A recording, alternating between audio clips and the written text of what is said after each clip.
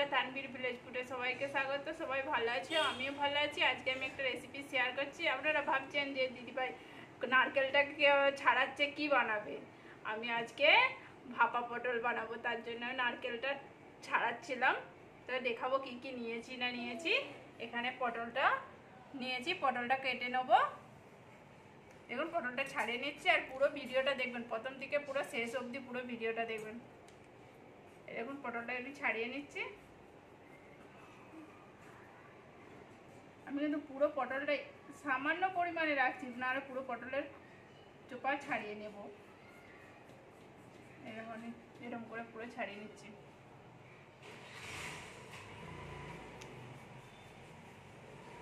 আর পটলটা ফালি করবো না, আমি পুরো গোটা গোটা পটলই রেখে দেবো।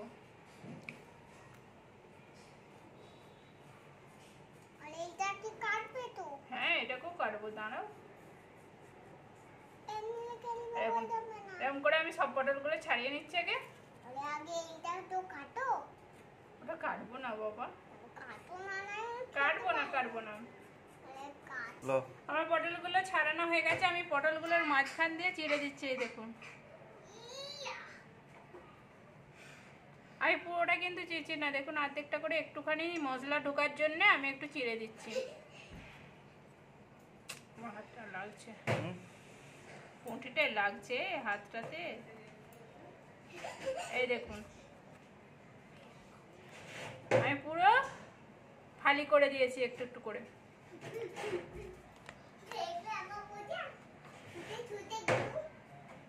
এই দেখুন, এরকম করে আমি সব পটলগুলো ফালি করে নিচ্ছি।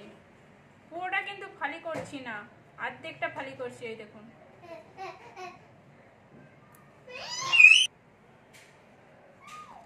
পটলগুলো আমার কাটা হয়ে গেছে। আলুগুলো এরকম লম্বা লম্বা করে কেটে নিচ্ছি আমি। এই দেখুন, এরকম করে আলুগুলো কেটে নিচ্ছি। বাবু আমার এখানে কেটে দিয়েছিল বলে ছোট হয়ে গেল। আমি পটলগুলো জলেতে দিয়ে দিচ্ছি 2 মিনিটের মতো। আমি একটু ভাপিয়ে নেবো পটলগুলো। আমি নুনও দিচ্ছি না, কিছু দেবো না। আমি এখানে নারকেলের মালটা কুড়ে নিচ্ছি, কুড়ে নিয়ে বাটবো। আপনারা যদি চান এটা মানে কেটে নিয়েও বাটতে পারেন, কোনো অসুবিধা নেই। আমি কুড়ে নিচ্ছি তাড়াতাড়ি বাটার জন্য। আমি কাঁচা লঙ্কাটা বেটে নিচ্ছি।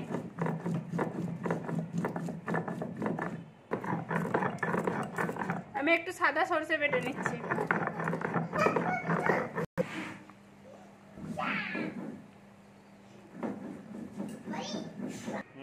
পোস্তটা আমি বেটে নিচ্ছি।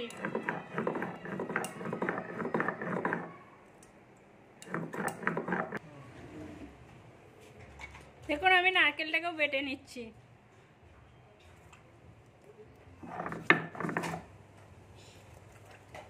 আপনারা মিক্সারেও পিষতে পারেন, কোনো অসুবিধা নেই। আমি সিলেটে বেটে নিচ্ছি।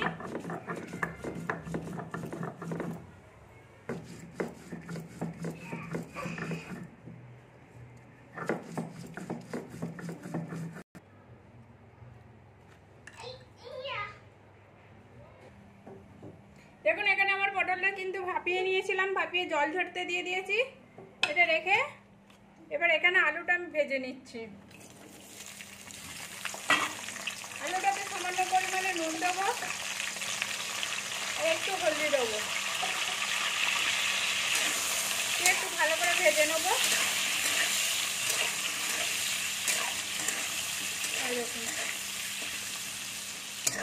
আলুটা আমার ভাজা হয়ে গেছে, আমি আলুটা তুলে নিচ্ছি। ওটা পুরো নিচেটা তেল তেলে হয়ে গেছে, যেন গড়কাচ্ছে। দেখুন, আমি এবার পটলগুলোকে দিয়ে দিচ্ছি তেলেতে।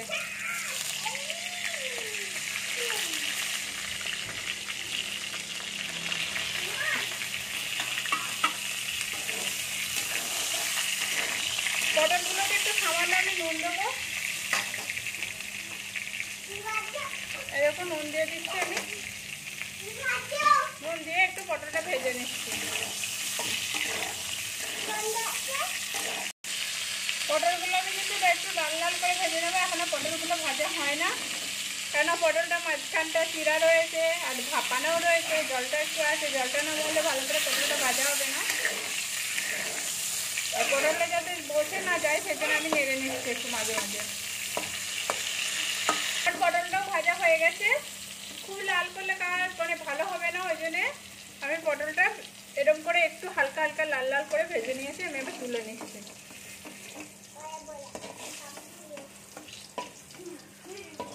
এই দেখুন,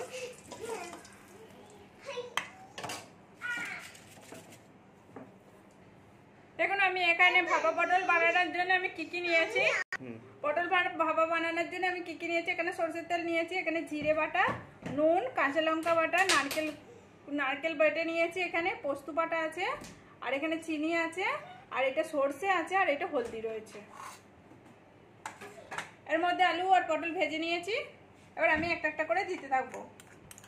পটল আর আলুতে তো নুন দেওয়াই ছিল, হালকা পরিমাণ মতো আমি নুন দিচ্ছি। 1 চামচের মতো আমি জিরে বাটা দিয়ে দিচ্ছি, সরষে বাটাও 1 চামচের মতো আমি দিয়ে দিচ্ছি, পোস্ত বাটা দিচ্ছি। এটা কিন্তু 100 গ্রাম পোস্ত আছে, সেটা আমি বেটে নিয়েছি। এখানে আদা মানে ভাঙা একটা গোটা নারকেলকে অর্ধেকটা নারকেল আমি কুড়ে বেটে নিয়েছি। কাঁচা লঙ্কা নিয়েছিলাম 6টার মতো, 6টা কাঁচা লঙ্কা কুচি আমি বেটেছি। 1 চামচের মতো আমি চিনি দিয়ে দিচ্ছি, আর এটা আধা চামচ হলদি সেটা দিয়ে দিচ্ছি, আর একটু সরষের তেল দিচ্ছি, দিয়ে এটাকে ভালো করে মাখতে হবে।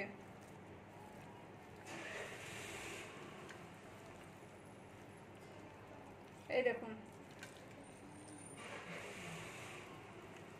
বেশি আবার চকুটে মাখালে জানে না পটল আলু একবারে জানে না সেই আলু সিদ্ধ পটল আলু সিদ্ধ যেমন করে করে ভাতে দেয় সেই রকম হয়ে যাবে। আস্তে আস্তে হালকাতে মাখাতে হবে, যাতে পটলটাও যাতে না ভেঙে না যায়, আর মশলাটাও যেন পটলে আর আলুতে লেগে যায়। সরষের তেল মশলা সব কিছু ভালো করে মাখাতে হবে আলু আর পটলটাতে।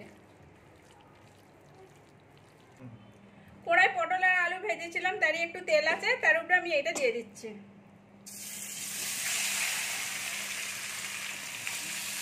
এই দেখুন, আমি এটা পুরোটা দিয়ে দিচ্ছি, আর এই থালাটাতে আমি জল দিয়ে দিচ্ছি। আমি বাটিতে যে মশলাগুলো রাখছিলাম সেগুলো ধুয়ে দিচ্ছি, আর কাঁচিটাতেও জল আছে, মানে ধুয়ে কাঁচিটা ধুয়ে। এই দেখুন, এই জলটা আমি দিয়ে দিচ্ছি এর মধ্যে, একটু আমি নেড়ে নিচ্ছি এর সাথে।